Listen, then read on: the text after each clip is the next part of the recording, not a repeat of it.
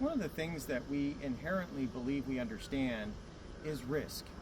Now, a technical term for risk is it's the product of consequences times probability. If you take the probability of something and the consequences of that thing and you multiply that together, whatever that number is, that product is the risk. So something with a low probability and a low consequence is a low risk.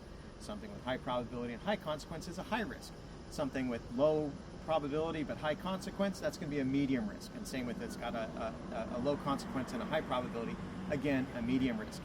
Now, by default, we're programmed to assume that an unidentified risk is as bad as it could possibly be.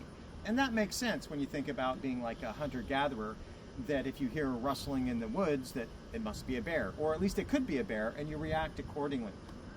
That tends to be the way that a lot of people think about nuclear energy, is you just assume that it's as bad as it could possibly be, even though it just could be wind on the leaves.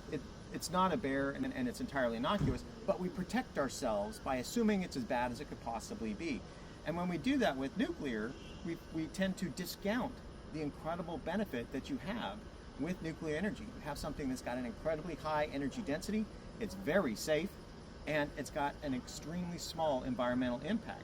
But if you assume that it's as worse as it could possibly be, like the rustling of leaves in the wood, if you assume that that's a deadly bear, then you're going to avoid that, even though there could be an incredible benefit, like providing electricity that's environmentally friendly, sustainable, and incredibly safe.